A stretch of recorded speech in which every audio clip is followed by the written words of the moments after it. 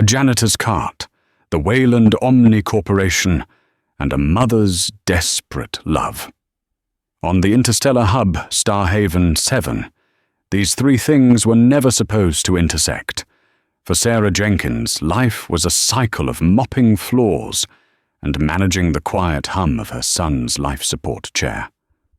For Zoraya Vex, the Cathar matriarch whose personal wealth eclipsed that of entire planets, humanity was a footnote in a galactic ledger. But on a Tuesday cycle in a garden filled with alien flora, the richest being in the known galaxy saw something in the poorest woman on the station that would shatter the foundations of two civilizations and redefine the very meaning of strength. What followed was not an act of charity, but a terrifying gamble that left general scientists and politicians utterly speechless.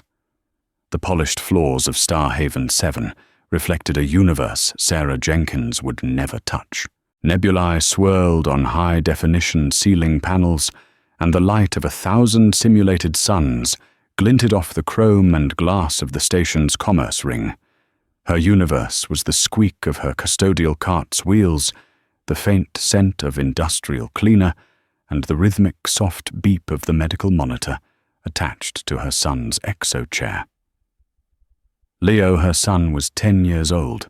He had been 10 years old in a body that had betrayed him from birth. Neurosynaptic decay syndrome, the doctors called it. A cruel 1 in a billion genetic lottery ticket that meant his brain signals degraded before they could properly reach his limbs. He lived his life in a marvel of modern engineering, an articulated chair that responded to his eye movements and faint neural twitches, allowing him a semblance of mobility. It also kept him alive, managing his autonomic functions, with a quiet efficiency that was both a blessing and a constant humming reminder of his fragility. Sarah's job as a Level 3 sanitation technician for Wayland Omnicorp was the only reason they were here. Starhaven 7 wasn't just a trade hub. It housed one of the most advanced pediatric neurology centers in the quadrant. The position paid just enough to cover their cramped habitat module and Leo's exorbitant medical co-pays. It was a life lived on the knife's edge of solvency, a quiet, desperate marathon with no finish line in sight. Her favorite part of the cleaning route was the bio-arboretum. It was a vast, multi-leveled sphere of controlled wilderness at the station's core, a testament to terraforming technology. It was filled with flora from a dozen worlds, glowing moss from Cygnus X1, whisper-thin crystalline trees from Kepler 186f, and broad-leafed Jupiter ferns that curled and unfurled in response to sound. It was the one place on the station that didn't smell of recycled air and metal. Today, Leo was having a good day. His eyes, a brilliant, curious blue, darted around the arboretum as his chair glided silently beside Sarah's cart. He used his retinal tracker to type a message on the small screen mounted to his armrest. The blue flowers smell like cinnamon, Mom. Sarah smiled, pausing her work to kneel beside him. She gently brushed a stray strand of his brown hair from his forehead. They're called Noctis blooms, sweetie. They only open when the arboretum simulates the twilight cycle. He looked at her, his expression soft. A universe of thoughts trapped behind eyes that could only communicate through a machine. He typed again. Can we stay? Just for a little bit? Of course we can. Her heart ached with a familiar, powerful love. Every moment like this was a treasure, a rebellion against the cold diagnosis that defined their lives. She sat on a nearby bench, watching him guide his chair closer to a cluster of the blooms. He was so careful, so gentle in his mechanical shell. He was a boy who loved the smell of alien flowers and the stories she read to him about ancient Earth heroes who could run and jump and climb. It was in this moment of quiet peace that she felt it, a shift in the atmosphere. A sudden, profound silence that fell over the ambient noise of the arboretum. The synthetic bird song stuttered and ceased. The gentle hum of the environmental controls seemed to hold its breath. Standing on an observation balcony 30 feet above them was a figure that commanded silence simply by existing. It was Zoraya Vex. Even from a distance, the Cathar matriarch was an intimidating presence. The Cathar were a species renowned for their ruthless economic acumen and their formidable physiology. Zoraya was taller than a human male, her body encased in a shimmering, chitinous exoskeleton that shifted from obsidian to deep indigo under the arboretum's light. Her head was elongated, and 4 multifaceted, ruby-red eyes scanned the environment with unnerving precision. 2 were locked on the flora below, but 2 were fixed unblinkingly on Sarah and Leo. She was flanked by 2 Cathar guards in ceremonial armor, their hands resting on the pommels of what looked like energy pikes. Zoraya Vex was the CEO and primary shareholder of Vex Corva Industries, a conglomerate that had absorbed Wayland Omni in a hostile takeover just 6 cycles prior.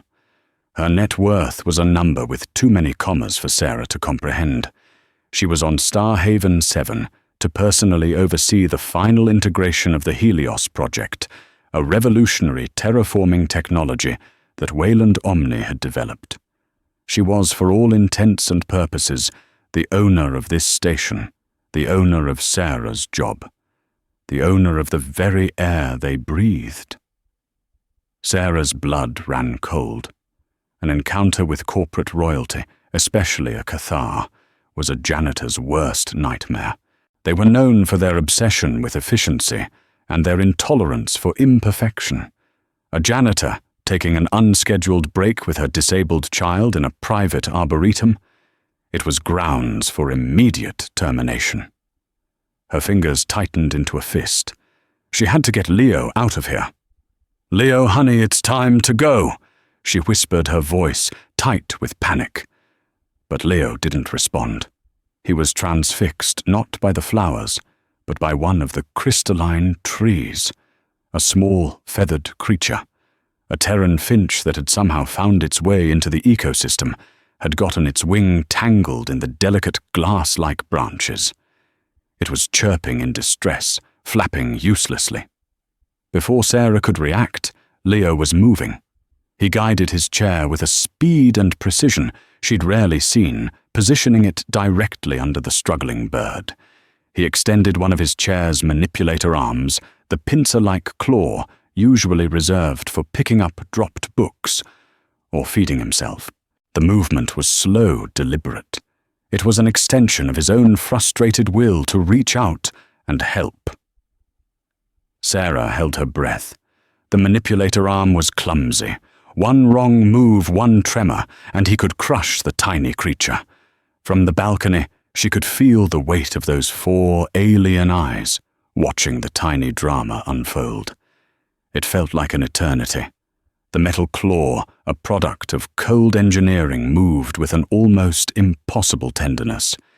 It gently nudged the crystalline branch, then nudged it again, creating just enough space for the bird to free its wing. The finch chirped once, a note of pure relief, and darted away into the foliage. Leo's screen flashed. I helped it. Tears pricked at the corners of Sarah's eyes. Her brilliant, kind-hearted boy, trapped in a broken body, had just performed an act of pure, selfless compassion. She knelt and hugged the cold metal of his chair, resting her cheek against the headrest. "Yes, you did, sweetie. You were amazing." When she looked up again, the balcony was empty. Zoraya Vex and her entourage were gone. A wave of relief washed over Sarah, so potent it left her dizzy. They hadn't been noticed, or if they had been deemed too insignificant to bother with. She quickly gathered her things, her heart still pounding a frantic rhythm against her ribs. She had to get back to her root. She had a job to keep. She didn't know that for Zoraya Vex, the matriarch of a species that saw emotion as a biological flaw and compassion as a tactical weakness. What she had just witnessed was not insignificant.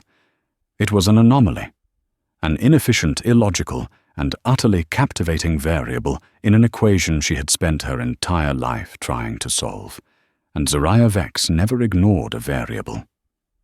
The summons came 2 hours later.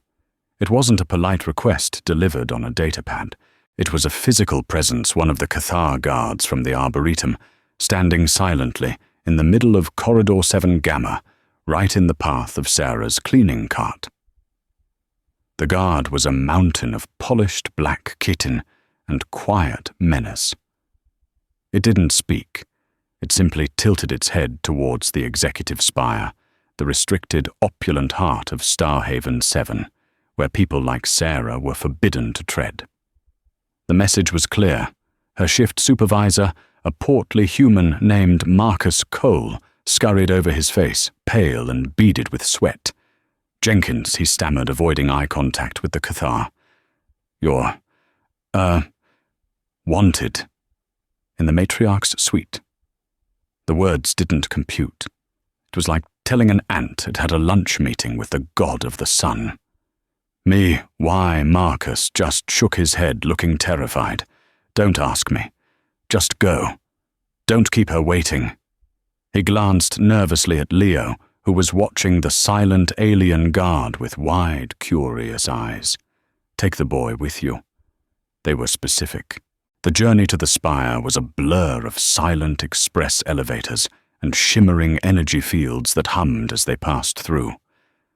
The Cathar guard led them through corridors of white marble and gold inlay, past holographic art installations that shifted and reformed into breathtaking alien landscapes. It was a world of obscene wealth, so far removed from her own that it felt like another dimension. Zoriah Vex's suite was less an office and more a throne room. The ceiling was a star chart of the Cathar home system, and one entire wall was a window, looking out not at the station, but at the raw black void of space, peppered with the diamond dust of distant galaxies. Zoriah Vex sat behind a massive desk carved from a single piece of obsidian. She was not looking at them. Her 4 eyes were focused on a series of floating holographic projections, complex equations, and molecular diagrams written in the angular Cathar script. "Leave us," she commanded, her voice to a low, resonant hum that seemed to vibrate in Sarah's bones. The guard bowed its head and exited the heavy door, sealing shut with a soft hiss.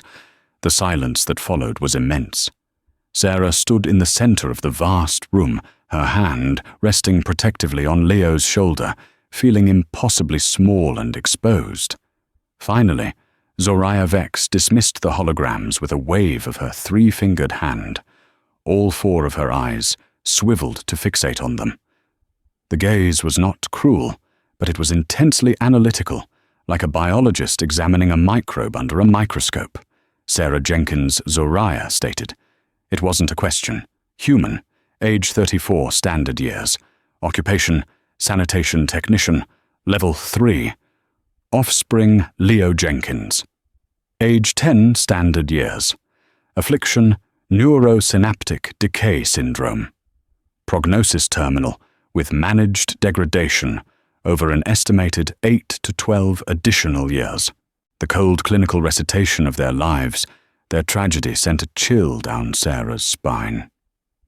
How do you know all that I own the company that holds your employment contract and your son's medical file? Zoriah replied, a hint of what might have been surprise in her voice. Information is the primary currency of the galaxy. I am exceedingly wealthy. She gestured towards Leo. The event in the Arboretum. Your offspring expended significant energy reserves to assist a non-essential, genetically inferior avian specimen. An illogical act. There was no benefit to his own survival.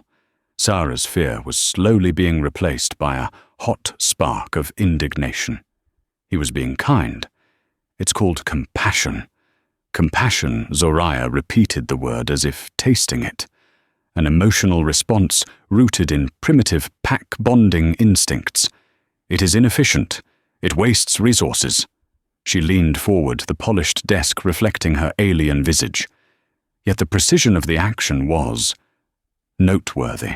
The delicate manipulation required by the machine, guided by a neurologically compromised juvenile, was statistically improbable.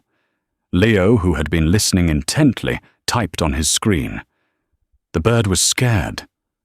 I wanted to help. Zoraya's eyes flickered to the screen, reading the text. A low clicking sound emanated from her mandibles, a Cathar expression of deep thought. The want, the will. It is a potent force in your species, unpredictable, chaotic, yet it can produce results. She paused, steepling her long, sharp fingers. Your son's condition is the result of flawed code in his genetic structure, a single corrupted strand of protein-folding instructions. Human science can only treat the symptoms, it cannot rewrite the source code. Sarah's heart began to hammer against her ribs. She didn't know where this was going, but it felt like standing on the edge of a precipice. Cathar science. Zoraya continued, her voice, dropping lower, is more advanced. We do not treat symptoms, we eradicate flaws. And then came the offer delivered with the same dispassionate tone she might use to acquire a new mining asteroid. I can cure him. The words hung in the air, heavy and impossible. Sarah stared, her mind refusing to process them. What I have the technology to repair the genetic damage, to rebuild his neural pathways. Not a treatment, not a management program, a cure. Complete, permanent. He would walk, he would run, he would live a full, unencumbered life. Sarah felt the floor tilt beneath her. Hope, a feeling she had suppressed for a decade, surged through her with the force of a tidal wave. It was a dizzying, terrifying sensation.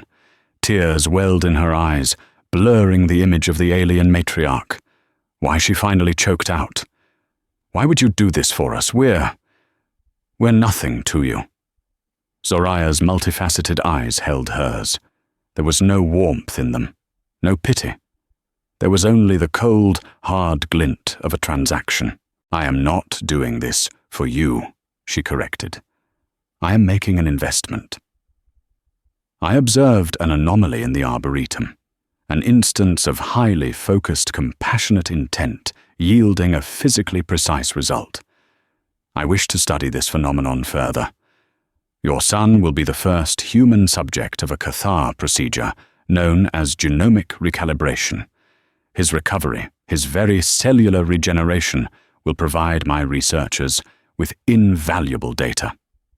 The hope in Sarah's chest turned to ice. She wasn't being offered a gift, she was being offered a deal. Leo wasn't a patient, he was a data point. You want to experiment on my son, a symbiotic arrangement, Zoraya clarified smoothly. You receive a miracle, I receive data. The procedure is, of course, highly experimental. There are risks. But your alternative is to watch him slowly decay in that chair.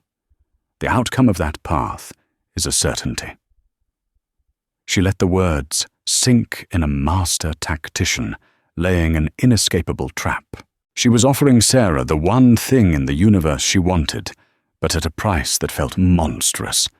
To hand her child over to alien science, to let them use him to turn his healing into an experiment. Leo, who had understood the core of the conversation, typed frantically on his screen, his small face alight with a desperate, brilliant hope. Mum, please, I want to run. Sarah looked from the impossible promise on her son's screen to the cold, calculating eyes of the alien who held their fate in her hands. The choice was no choice at all, and yet it was the heaviest one she would ever have to make. The 24 hours that followed were a whirlwind of medical briefings and legal waivers that made Sarah's head spin. She and Leo were moved from their cramped habitat module to a luxurious guest suite in the executive spire. The suite was larger than their entire living space, with soft beds, an automated food synthesizer, and a window that showed the same breathtaking view of space as Zoraya's office. Leo was mesmerized, but Sarah couldn't relax. The opulence felt like the gilded bars of a cage. The key figure in these briefings was Dr. Aris Thorne, the human chief medical officer of Starhaven 7. Thorne was a tall, weary-looking man in his late 50s with graying temples and eyes that had seen too much. He had been strong-armed into overseeing the human side of the procedure, and his reluctance was palpable. He met with Sarah in a sterile, white medical conference room, the air thick with the scent of antiseptic and tension. Leo was in an adjacent room, undergoing a battery of non-invasive scans by Cathar medical drones that hummed like metallic insects. "Sarah, I need to be brutally honest with you." Aris began, his voice low and serious. He pushed a datapad across the table, showing a rotating 3D model of a DNA helix. What Vexcorva is proposing is so far beyond our understanding of genetics, it might as well be magic. They call it genomic recalibration. We don't have a word for it. It's not gene therapy as we know it that's like using a wrench to fix a single bolt. What they're planning is more like disassembling the entire engine of your son's body piece by piece and rebuilding it according to a new blueprint. He zoomed in on a section of the helix, which glowed an angry red. This is the faulty gene sequence in Leo's DNA. Human medicine can't touch it. It's woven into the very fabric of his being. Trying to edit it out with our technology would be like trying to remove a single red thread from a tapestry with a sledgehammer. You'd destroy the whole thing. But they can do it, Sarah asked, her voice barely a whisper. They claim they can, Aris corrected. They will use a swarm of programmable nanites synchronized with a quantum bioscanner. These nanites will enter every single cell in Leo's body. They will excise the damaged genetic code and replace it with a healthy sequence. Simultaneously, they will stimulate rapid cellular regeneration to repair the decade of nerve damage. In theory, it's flawless. The biology is breathtaking. Then what's the problem? Aris leaned back, running a hand over his tired face. The problem is the in theory part. This has never been performed on a human before. Our physiology is fundamentally different from the Cathar. Our cellular structure is more malleable, less rigid. Our neural pathways are messier, more chaotic. The Cathar see this as a flaw. Their medical science is based on rigid, predictable systems. What happens when their perfect, logical technology meets the beautiful, chaotic mess that is a human child? He looked her directly in the eyes. The risks are astronomical.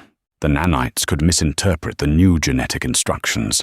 They could trigger a catastrophic immune response, a cytokine storm, that would kill him in minutes. They could repair his nerves, but fail to establish proper connections, leaving him in a state of perpetual agonizing pain. Or, he paused, his expression grim. They could succeed, but change him in ways we can't predict. When you rewrite a person's source code, are they still the same person? We don't know. No one knows. The weight of his words pressed down on Sarah, suffocating her. This wasn't a clean, sterile procedure. It was a terrifying leap into the unknown. What does Zoraya Vex get out of this? Sarah asked, needing to understand the why behind it all. She said it was for data. What kind of data? Aris sighed, his professional caution warring with a clear sense of unease. That's the part they're being vague about. The official line is that they're studying the effects of their technology on a non-Cathar species. They're particularly interested in what they call the volitional recovery factor, the role of a patient's will to live in the healing process. They consider human emotion, your bond with Leo, to be a quantifiable, if chaotic energy source. They want to measure its effect on the nanite's efficiency. He looked away as if ashamed. They're treating my patient like a lab rat in a maze, and his love for you is the piece of cheese at the end. I've protested, of course. I've filed every ethical objection I can. But as Zoraya Vex so politely reminded me, she owns the lab, the maze, and the company that signs my paychecks. That evening, Sarah sat by Leo's bedside in the medical suite. He was asleep, his face peaceful. The constant soft beep of his monitor was the only sound. She watched his chest rise and fall, a fragile, precious rhythm. Dr. Thorne's words echoed in her mind. Are they still the same person? She thought of Leo in the arboretum, his fierce, gentle determination to save a tiny bird. That was the essence of him. That was the soul she was terrified of losing. What if the cure worked, but it erased the kindness in his eyes? What if the boy who woke up was a stranger? A soft chime announced a visitor. A Cathar attendant entered not one of the guards, but a smaller, leaner individual whose exoskeleton was a muted grey. It carried a datapad. Matriarch Vex requires your final consent. It stated its voice, a softer, less commanding version of Zoraya's hum. The procedure is scheduled for the next cycle. It offered her the datapad. On the screen was the final waiver, a dense document of legal and medical jargon. At the bottom, a box glowed, waiting for her thumbprint. This was it. The point of no return. Her hand trembled as she reached for the pad. She looked at Leo, at his innocent, sleeping face. She heard his voice in her mind, the words typed on his screen. "Mum, please. I want to run." The choice was an agony. It was a choice between the certainty of a slow, painful decay and the terrifying, unknown possibility of a cure that could cost him his very soul. She thought of a life where he could run through fields, climb trees, scrape his knee, and cry in her arms. A life free from the hum of machinery and the pitying stares of strangers. Her thumb pressed against the glowing box. The screen flashed, consent verified. She had just signed her son's life away one way or another. All she could do now was pray she had given it back to him, whole and intact. Doubt, once planted, grew like a toxic weed in the dark corners of Sarah's mind. The official explanation for Zoraya's sudden interest felt thin, incomplete. Studying the volitional recovery factor sounded like a sanitized corporate line to mask a deeper, more selfish motive. The night before the procedure, with Leo sleeping under the watchful eyes of medical drones, Sarah found herself unable to rest. An idea reckless and desperate took hold. The Cathar attendant who had taken her consent had left its datapad on a charging station in the suite's living area. It was a foolish oversight, a rare lapse in Cathar efficiency. Sarah stared at it, her heart pounding. It was almost certainly encrypted with technology beyond human comprehension, but she had to try. She picked it up. The screen was dark. As her thumb brushed against it, the device whirred to life. It hadn't been locked. Her access as the primary caregiver in the experimental protocol had been pre-approved for certain files. She saw lists of medical supplies, personnel schedules, and Leo's own heavily annotated medical data. But buried in a subfolder mislabeled as logistical planning was a file that should not have been there. It was titled Vex Protocol Project Chimera, Primary Mandate. Her hands shaking, she opened it.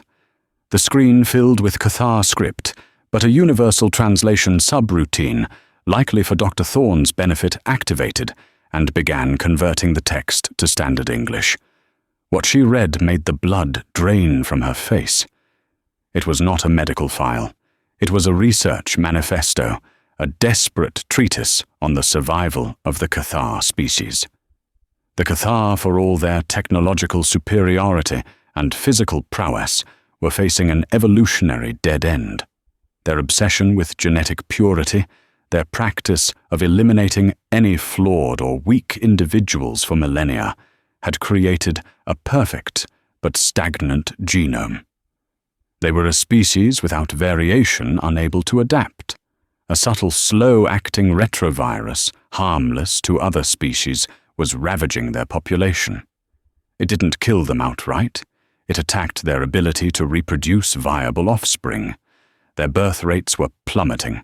The great powerful Cathar Empire was slowly, quietly withering from within. Zoraya Vex was not just a CEO. She was the matriarch of one of the oldest and most powerful Cathar bloodlines, and her line was failing. She was watching her own legacy, her entire species, slide toward extinction.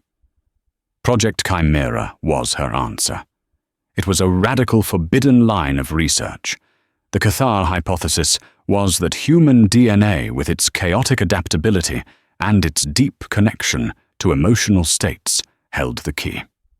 They believed the powerful electromagnetic and biochemical surges produced by human emotions, love, fear, willpower, could act as a catalyst, a missing ingredient to stabilize a hybrid gene sequence.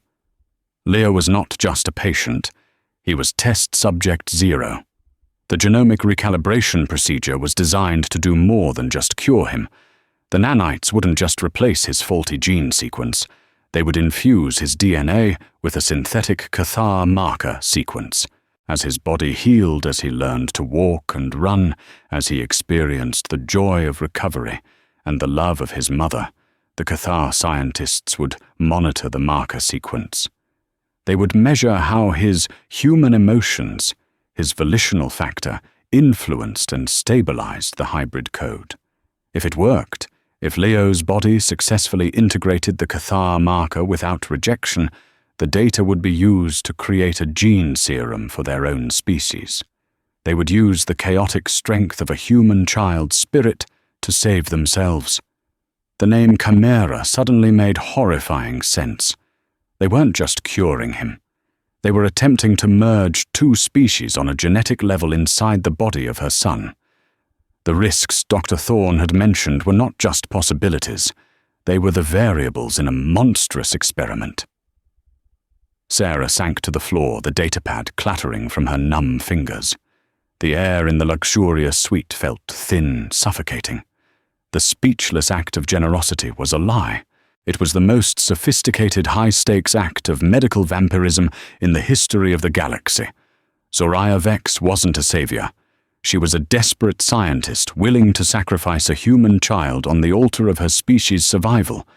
The rage that filled her was pure and cold. It burned away her fear, her awe, her gratitude. She had been played. Her love for her son, his own desperate hope, had been twisted into tools for Zoraya's secret, selfish agenda. She looked over at Leo, sleeping so peacefully unaware that his body was about to become a battleground for the future of two species. The fierce, protective instinct that had driven her to this station, to this job, to this impossible choice, now coalesced into a single hard point of resolve. They thought her a simple, grateful janitor. They thought her love was a quaint variable to be measured.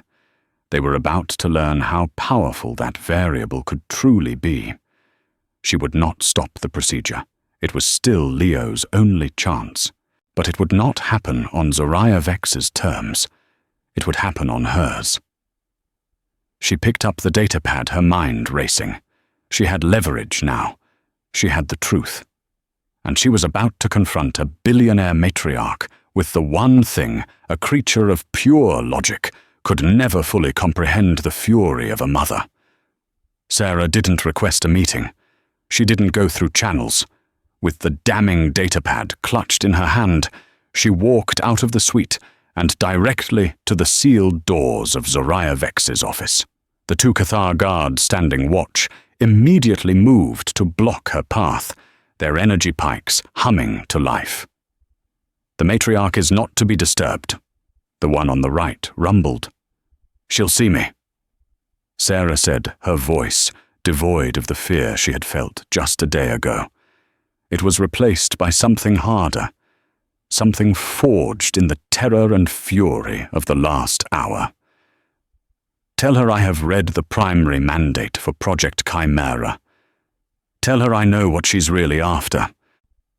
The guards exchanged a look, a subtle shift of their multifaceted eyes. The one on the left tilted its head, a low clicking sound coming from its throat. It tapped a comms unit on its wrist. A moment later, the heavy doors to the office hissed open. Zoraya Vex was standing by the great window looking out at the starfield. She didn't turn around as Sarah entered. I underestimated you, human. Zoraya said, her voice a flat, cold monotone. The attendant will be dismantled for its carelessness. Don't, Sarah said, stepping further into the room. It wasn't its fault. It was mine. You count on people like me to be scared, to be grateful, to not look beyond the miracle you're offering. You made a mistake. Zoraya finally turned her 4 ruby eyes, fixing on Sarah. There was no anger, no panic, only a chillingly calm assessment. My mistake is of no consequence. You have 2 options. You can expose my research, in which case I will terminate the procedure and your son will die. Or you can remain silent and your son might live. The logic is inescapable. This was the moment, the confrontation she had rehearsed in her mind on the walk over. She held up the datapad. You're wrong, Sarah said, her voice shaking but firm. There's a 3rd option, the one where my son lives and you don't get to treat him like a disposable lab rat. A flicker of something surprise, irritation, crossed Zoraya's alien features. Elaborate. I read your files. You're not just testing a cure. You're trying to see if human emotion, what you call the volitional factor, can stabilize a Cathar gene marker. You think our love, our hope, our will to live is some kind of energy you can harness. A crude but essentially correct analysis, Zoraya conceded. Here's what you don't understand, Sarah continued, taking a step closer, her entire being focused on this one desperate gambit. That factor isn't a passive energy you can just measure. It's an active force. It requires connection, trust, hope. If Leo goes into that procedure feeling like a specimen, if I'm standing on the other side of the glass, terrified that you're poisoning him, what kind of data do you think you'll get? You'll get fear. You'll get stress. You'll get rejection on a psychic and biological level. Your precious marker sequence will fail, and the nanites will tear my son apart from the inside out. Your experiment will be a catastrophic failure, and you will have murdered my son for nothing. Zoraya was silent. The low, guttural clicks from her mandibles began again, faster this time. Sarah was speaking her language, the language of variables of risk and reward, of mission failure. You need him to want to live, Sarah pressed her voice, rising with passion. You need him to embrace the healing. And for that, you need me. You need me in that room, holding his hand, telling him he's safe. You need me to believe with every fiber of my being that this is a cure, not an experiment. You need my hope as much as you need his. She slammed the datapad down on the obsidian desk. So here are my terms. The Vex protocol is out. We're calling this the Leo protocol, and it will have a new primary mandate. Zoraya's eyes narrowed. Your terms? First, Dr. Thorne will have full co-authority during the procedure. His medical judgment on Leo's safety will be final. If he says, stop, you stop. No arguments. Unacceptable. A human's caution would compromise the data collection. Then you get no data, Sarah shot back. Second, I am in the room for the entire procedure, not in an observation booth, at his side. My biometric data will be shielded. You're here to save my son, not to read me like a lab report. the risk of contamination is a risk you will take," Sarah interrupted, her voice ringing with newfound authority. "And third, this is the most important one. If this works, if my son is cured, and your marker sequence is stabilized, the core technology for the genomic recalibration, the part that cures disease, is to be shared. You will transfer a fully unredacted, functional copy of the technology to the Interstellar Medical Alliance. You don't get to keep a miracle like this to yourself, just to save your own species, while trillions of others suffer. You want to use a human to save the Cathar. Then the fruits of his sacrifice belong to humanity too." The silence in the room was absolute. Zoraya Vex stared at the human janitor who stood before her, not begging but dictating terms. Sarah had taken Zoraya's cold, calculated experiment and reframed it as a partnership, a symbiosis of two species with her own son at its heart. She had weaponized her own love, turning it from a variable to be measured into the central pillar of the entire negotiation. For a long minute, the Cathar matriarch simply studied her. Then she gave a slow, deliberate nod. "Your logic is unorthodox," Zoraya Vex stated, the clicking from her mandibles finally ceasing. "It is also sound. The increased probability of a successful outcome for Project Chimera outweighs the concessions." She extended one of her long, sharp-fingered hands. It was not a handshake, but a gesture of formal agreement in Cathar culture. "The terms are accepted. The Leo Protocol is now in effect." Sarah didn't take the hand. She just nodded, her legs feeling weak with relief. She had faced down the most powerful being she had ever met, and had not just survived, but won. She had fought for her son, not with weapons or wealth, but with the one thing she had in abundance, a mother's fierce, unyielding love. The operating theater looked like a temple to a futuristic god. It was a vast circular room, the walls lined with pulsing blue light. In the center, on a raised platform, was the recalibration cradle, a device that looked like a cross between an MRI machine and a cocoon of woven light. Leo lay within it, small and still, already sedated. A transparent canopy was poised to descend over him. True to her word, Zoraya had complied with every demand. Dr. Aris Thorne stood at the primary control console, his face a mask of intense concentration, flanked by two Cathar medical technicians. He had a human-readable interface, displaying Leo's vitals, heart rate, brain activity, cellular oxygenation, and a direct override control. And Sarah was there right beside the cradle, dressed in a sterile suit. A small stool had been provided for her. A port in the cradle allowed her to hold Leo's hand, her gloved fingers wrapped around his small, limp ones. Zoraya Vex watched from a shielded observation deck above her form, a dark, intimidating silhouette against the glowing instruments.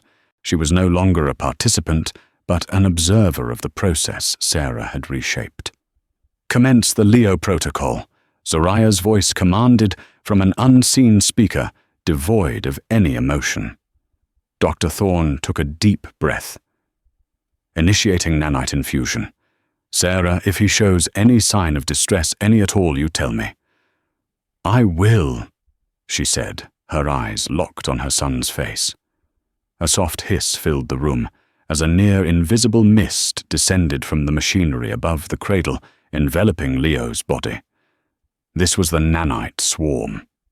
On a massive screen, Thorne watched the counter. Billions, then trillions of microscopic machines were being absorbed through Leo's skin and lungs, beginning their journey to every one of his cells. "Nanites have reached the cellular level," one of the Cathar technicians reported in a monotone hum. "Beginning genetic excision and replacement. Phase 1 is underway." For the first hour, everything was miraculously smooth. Leo's vitals remained stable.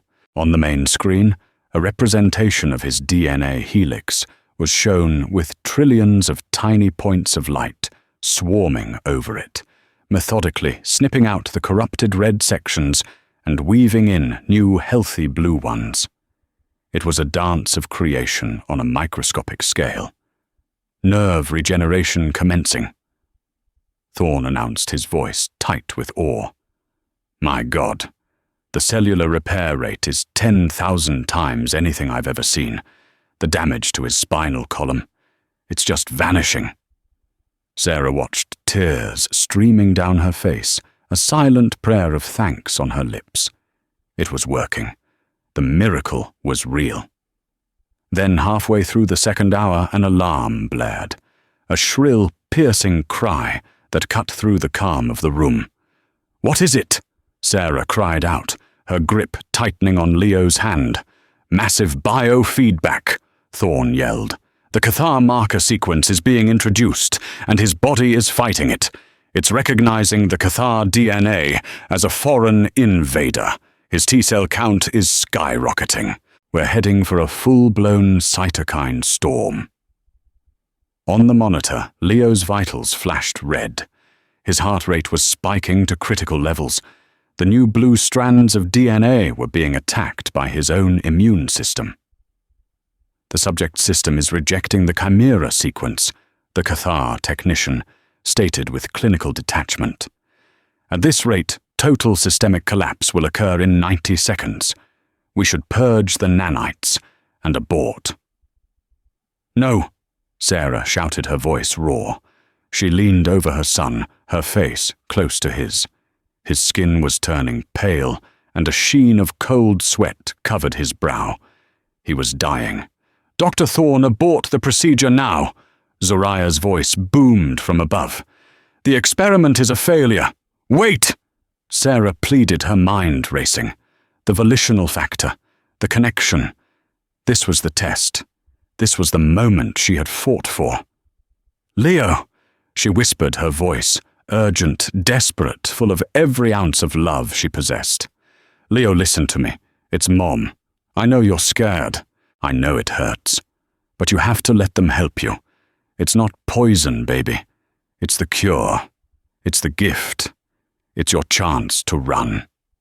She squeezed his hand, pouring her strength, her hope, her entire being into that single point of contact. "Don't fight it. Accept it. Think about the arboretum. Think about the finch. You helped it. Now let us help you. I'm right here. I'm not going anywhere. I love you so much. Come back to me. Come back and run." On the main console, something impossible happened. Amidst the blaring red alarms, a new energy signature appeared, originating from Leo's brain. It was a chaotic, powerful wave of neural activity, unlike anything the Cathar sensors had ever recorded. "What is that?" Thorne breathed. "It's the volitional factor." The Cathar technician hummed a note of something akin to shock in its voice. "The emotional energy surge. It's interacting with the nanites. It's altering their programming." The screen showed the nanites, which had been fighting Leo's immune system, suddenly stop. They began to emit a new frequency, a calming signal that pacified the T-cells. They weren't just inserting the Cathar marker anymore. They were encapsulating it in a sheath of Leo's own biological signature, effectively cloaking it, disguising it as self rather than other. Leo's vitals stabilized. The alarms fell silent. The red lights on the monitor blinked and turned to a steady, calm green. The procedure continued. The rejection had been completely neutralized.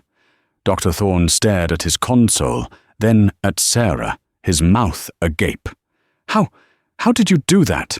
I just talked to him," she whispered, still stroking her son's hand. In the observation deck above, Zoraya Vex stood utterly still. She had just witnessed the impossible. A janitor's love had reprogrammed her superior technology. The chaotic, illogical force she had sought to measure had, in a moment of crisis, proven to be more potent and sophisticated than any of her own science. It wasn't just an energy source to be harnessed. It was an intelligence in its own right. The rest of the procedure was flawless. When the canopy finally lifted, Leo lay perfectly still. For a terrifying second, Sarah thought he was gone. Then his eyelids fluttered. He took a deep, shuddering breath, the first completely unassisted breath of his life. His blue eyes opened clear and focused. He looked at his hand, still held in his mother's. Slowly, deliberately, he curled his fingers. He squeezed her hand. Tears of joy streamed down Sarah's face as she squeezed back. On his screen, which had been left active, a single final message appeared, typed, not by his eyes, but by his own hand. "I'm hungry." The aftermath of the Leo protocol sent ripples throughout the entire quadrant. News of a miraculous instantaneous cure for a previously incurable genetic disease traveled at the speed of light. But the real story, the one that left everyone truly speechless, was what happened next. Zoraya Vex was true to her word. In a public broadcast from Starhaven 7, the Cathar matriarch announced a historic technological partnership with the Interstellar Medical Alliance. She released the core schematics for the genomic recalibration nanites, a gift to the galaxy valued in the trillions. She carefully omitted the details of Project Chimera and the Cathar marker sequence, framing it as a breakthrough in human Cathar scientific cooperation. It was a masterful act of public relations, but for those who knew the truth, it was the fulfillment of a promise made to a human janitor in a moment of desperation. The Vexcorva labs, using the data from Leo's chaotic but successful recovery, were able to stabilize the Chimera sequence. The future of the Cathar species was no longer in doubt, but their worldview had been irrevocably altered. They had sought a cure in cold logic and found it in the unquantifiable chaos of a mother's love. Strength, they were beginning to understand, came in more forms than a strong genome or a powerful warship. On Starhaven 7, life for Sarah and Leo Jenkins was transformed. They were no longer the station's poorest residents. Zoraya had granted them a lifetime stipend that ensured they would never want for anything. But more precious than any amount of money was the scene that now regularly played out in the bio-arboretum. Leo was running. He chased the synthetic birds, his laughter echoing through the alien trees. He wasn't just walking. He was a blur of pure, unadulterated joy, making up for 10 years of stillness. Sarah would sit on their favorite bench, watching him, her heart so full it felt like it might burst. One afternoon, as she watched Leo splash his hands in a crystalline stream, a tall shadow fell over her. It was Zoraya Vex, alone without her guards. "His progress is optimal." The Cathar stated, her 4 eyes watching Leo with an unreadable expression. "He's happy," Sarah said simply. It was the only metric that mattered to her. "The data from his recovery has saved my species." Zoraya said, a statement of fact. "My bloodline will continue. I am in your debt." "No," Sarah said, looking up at the imposing alien. "We're even. You saved my son. He saved your species. That's what you called it, wasn't it? A symbiotic arrangement." Zoraya was silent for a moment. "I came to understand that the symbiosis was not between my technology and his body. It was between my logic and your compassion. Each was insufficient on its own. Together, they achieved what was thought impossible." She looked at Leo, who had now stopped running, and was carefully examining one of the Noctis blooms, his touch gentle and curious. "In him," Zoraya Vex said, a new, strange inflection in her humming voice, "I see the future, not just of the Cathar or of humans, but of a galaxy that has much to learn about the nature of true strength." The alien matriarch turned and walked away, leaving Sarah alone with her son. The richest being in the galaxy had come to the Arboretum seeking data and had left with something far more valuable, a sliver of wisdom. She had witnessed firsthand that the force that had saved a tiny tangled bird was the very same force that could rescue an entire civilization from the brink of extinction.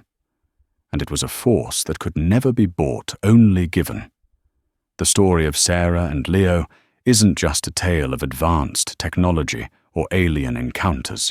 It's a testament to a power that resides in all of us, the fierce, unyielding strength of love, and the extraordinary things it can accomplish against impossible odds. It reminds us that compassion isn't a weakness to be exploited, but a force capable of reprogramming futures and bridging the gap between worlds. What Zoriah Vex did next wasn't just a transaction.